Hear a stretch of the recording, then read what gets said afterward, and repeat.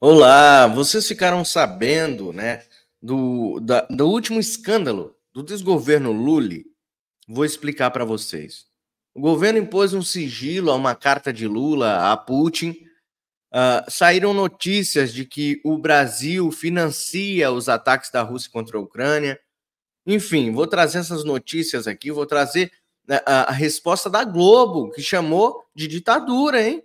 Olha só, as coisas estão começando a ir para caminhos diferentes, né?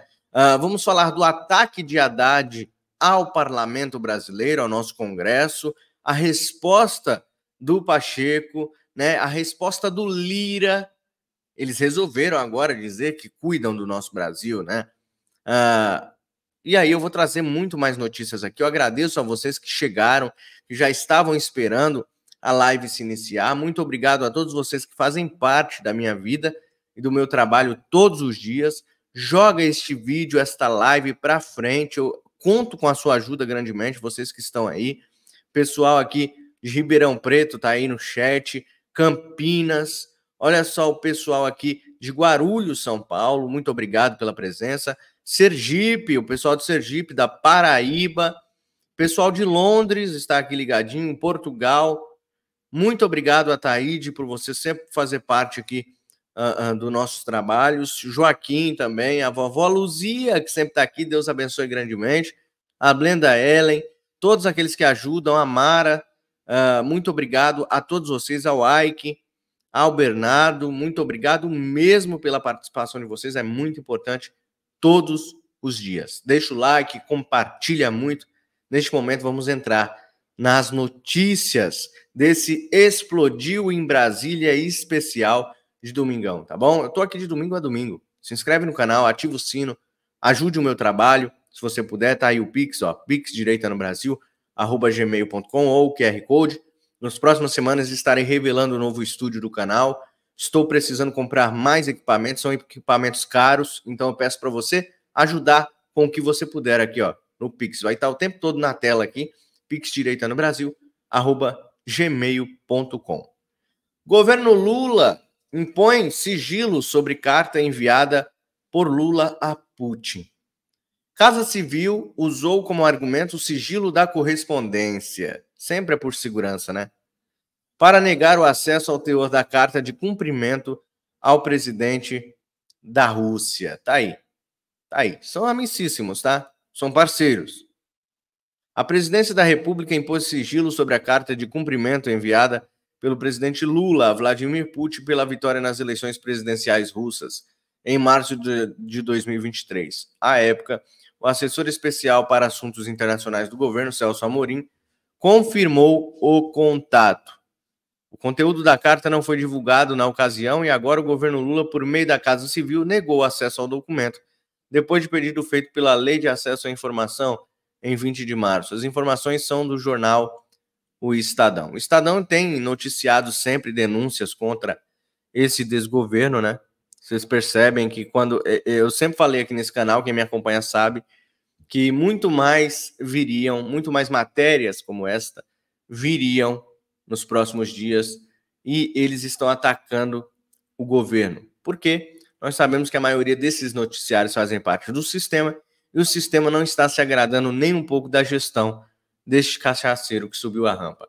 O negócio está se complicando para o lado deles e nós em brevemente veremos a nossa vitória diante dos maus, tá? Nós vamos vencer, nem que para isso Deus precise usar o próprio sistema para livrar o seu povo dessas ditaduras, que quem disse foi a própria Canhotede, né, da Globo Lixo. Vamos lá. O presidente Stalinaço impôs sigilo sobre a carta de cumprimento enviada por ele a Vladimir Putin pela vitória nas eleições presidenciais russas.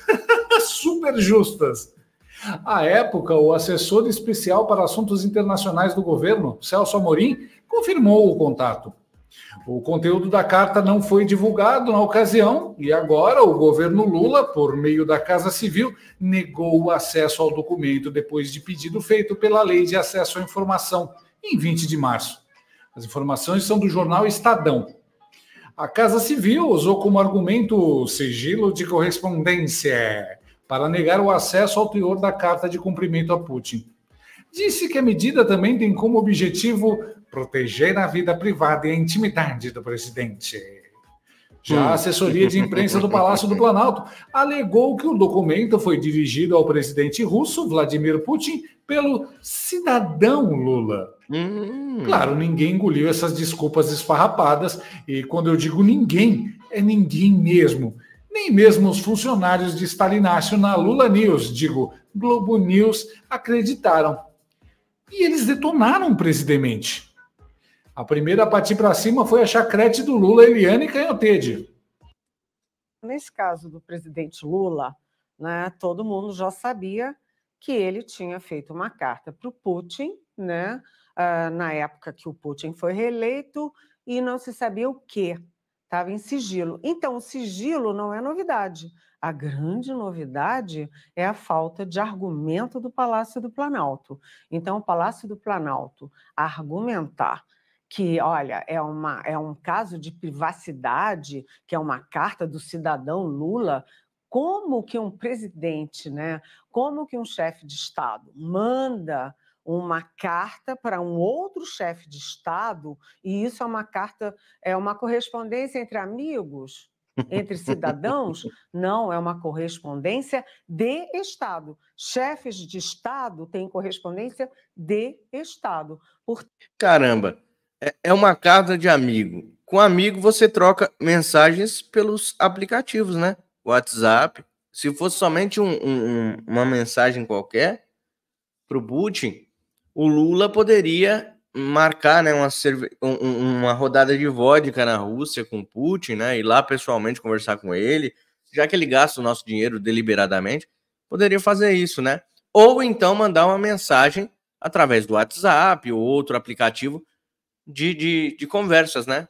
Conversinha para boi dormir, né? Portanto, é meio escandaloso isso. É meio demonstra, né, que o Palácio do Planalto não tinha uma explicação, um argumento minimamente razoável. E aí você vê, né, o que o Lula escreveu. Nós que detestamos fofoca, não é, Marcelo? A gente fica pensando, nossa, para eles estarem com tanto medo de divulgar, imagina as barbaridades que o Lula deve ter escrito para o Putin. Porque se o Lula publicamente assume uma posição de aproximação com Putin, né, com a Rússia que invadiu a Ucrânia, de aproximação com a China, né, e critica Estados Unidos e Europa, imagina o que ele não andou falando com o Putin. Tá estranho, tá? Se fosse presidente dos Estados Unidos, por exemplo, eu ia estar me coçando de vontade de saber o que o Putin está discutindo com o principal país, maior economia na América do Sul, né? Agora, você me pergunta do Bolsonaro, uma coisa em comum, a gente criticava tanto o Bolsonaro que botava 100 anos para lá, 100 anos para cá, até aquela decisão horrorosa, pavorosa do comando do Exército, mas o Lula e o Bolsonaro têm uma coisa em comum, os dois puseram sigilo nos encontros que as mulheres deles têm, enfim, agenda, sabe? É indesculpável isso, tem que ser revisto. Uau, se nem a Globo News consegue passar pano para a presepada do Lula, é porque tá tenso. O que será que o Bebum disse na carta de tão perigoso que não pode vir a público? Será que o Satanaine finalmente mandou a proposta de convidar o presidente russo para resolver a guerra em uma mesa de bar? Será que ele está oferecendo a Janja como canhão para ajudar na guerra contra a Ucrânia? Será que ele queria dicas de como tirar o Twitter do Brasil? A minha teoria é que a carta estava em branco. Afinal, o Lula não sabe ler nem escrever, por isso o sigilo. Eles ficaram com vergonha. Não tinha nada escrito. O fato é que o pessoal da Globo News tem vindo para cima do Lula e até do Xandão ultimamente, e a fala da Canhottede reflete isso.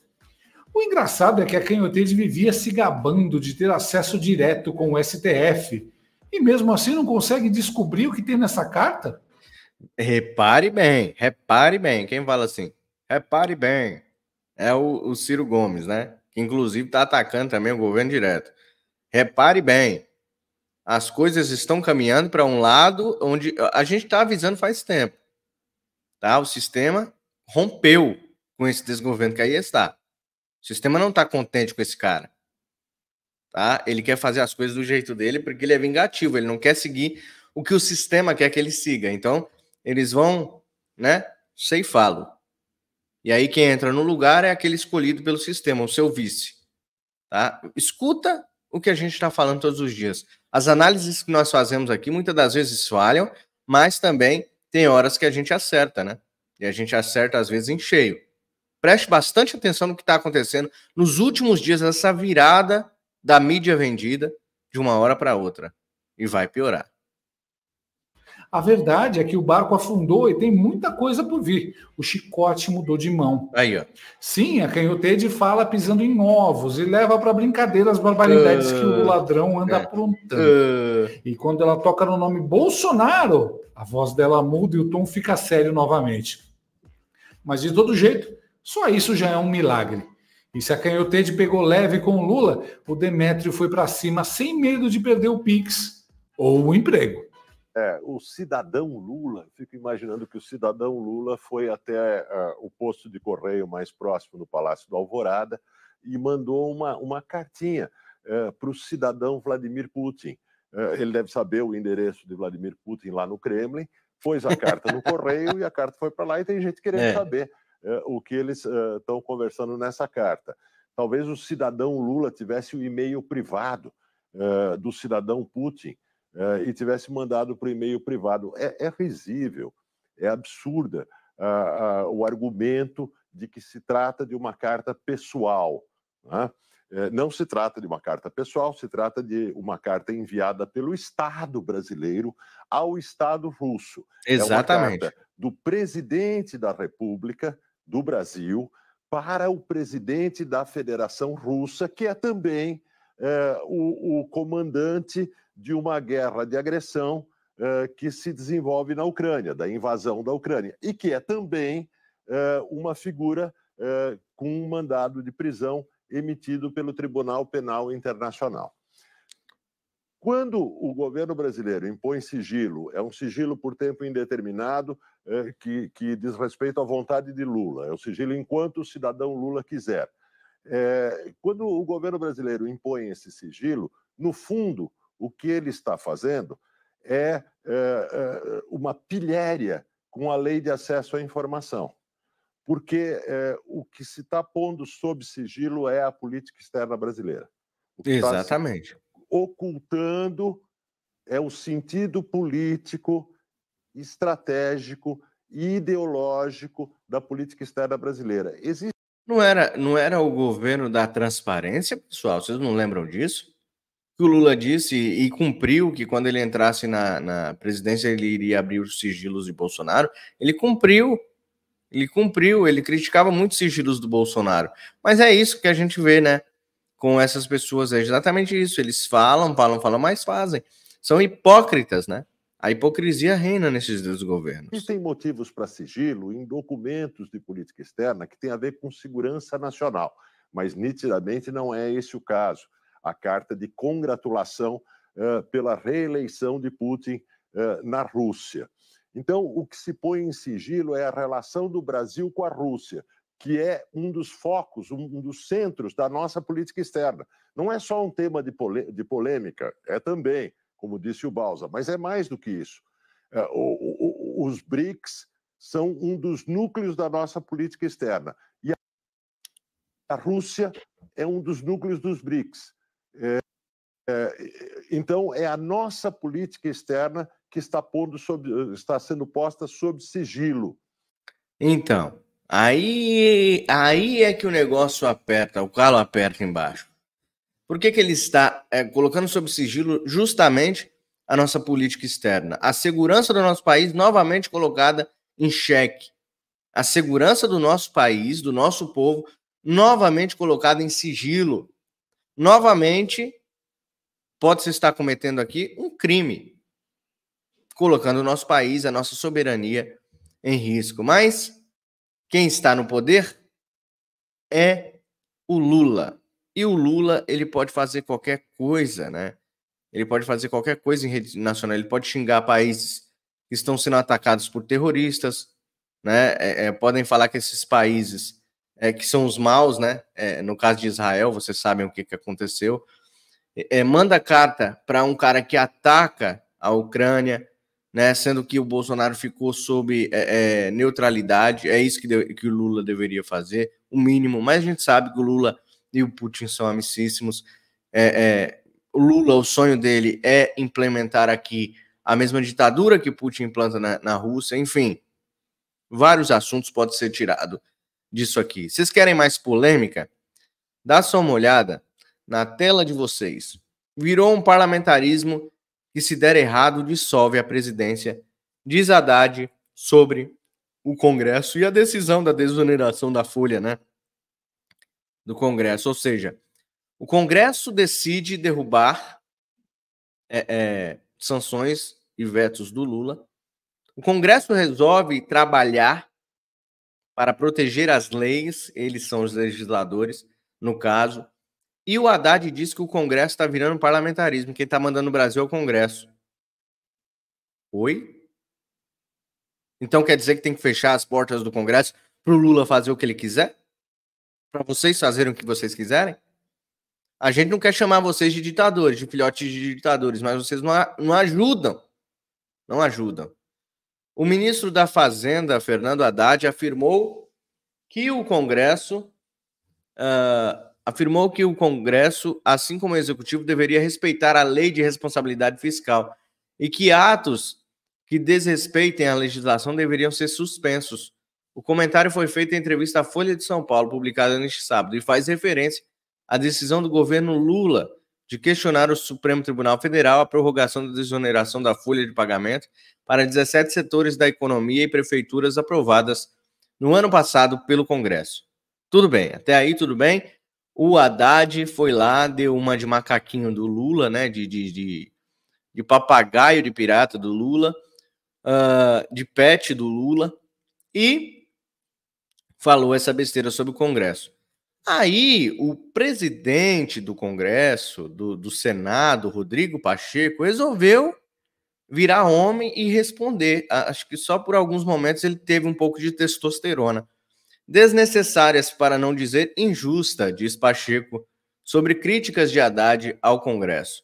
O presidente do Senado destacou que não se deve exigir o parlamento tenha adesão integral ao que pensa o Executivo. Mas, Pacheco, você não sabia? Deixa eu te avisar que você está mexendo com pessoas que são apoiadoras de Maduro, né? Que são apoiadores de ditadores, que são amigos, que são amicíssimos, que estendem tapetes vermelhos para que ditadores venham ao nosso país. Ou você não sabe? Você está dormindo? O que você tomou? Você está se esquecendo? Está tendo Alzheimer? Você esquece de quem que é o Lula, de quem que é o Haddad? Você se esquece de qual partido que eles são? Você se esquece qual ideologia eles seguem? Você se esquece quem montou o Foro de São Paulo juntamente com o Lula? Vocês se esquecem muito das coisas, né? Parece que vocês não estão... parece que vocês só estão ligando para sua conta bancária. E aí vocês se esquecem da história do Brasil, né? Durante esse pouco período aí, a gente viu muita coisa já que o comunismo quer tomar o nosso país. E vocês se fingem de doidos, né? De esquecidos. O presidente do Senado destacou que não se deve exigir do parlamento adesão ao que pensa o Executivo. Tá certo, mas você deveria ter tomado as rédeas antes, né? Nunca é tarde, mas isso aqui é só falácia. Você não vai fazer absolutamente nada. Porque você é um covarde, é um frouxo, como diz o Silas Malafaia. O presidente do Congresso Nacional, senador Rodrigo Pacheco, respondeu às críticas feitas pelo ministro Fernando Haddad. Abre aspas. Uma coisa é ter responsabilidade fiscal. Outra, bem diferente, é exigir que o parlamento adesão integral ao que pensa o Executivo sobre o desenvolvimento do Brasil, escreveu Pacheco em nota divulgada no sábado, dia 27. Nossa, como ele está, né, revoltadinho, o Pacheco, né? Outra pessoa que está revoltadinha é o Lira. Nós temos um câncer no Brasil que se chama ação direta de inconstitucionalidade, diz Lira. O presidente da Câmara defende a discussão política de temas relevantes ao país. A discussão que Lira se refere aqui, ó.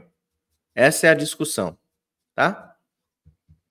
O presidente da Câmara dos Deputados, Arthur Lira, afirmou que o Brasil tem um câncer chamado ação direta de inconstitucionalidade, pela quantidade de preposições desse tipo apresentadas ao STF e a consequente reversão de leis aprovadas pelo Legislativo. Lira faz a declaração na solenidade da abertura da 89ª edição Expo Zebu, depois de ser perguntado sobre o marco temporal das terras indígenas. Abre aspas.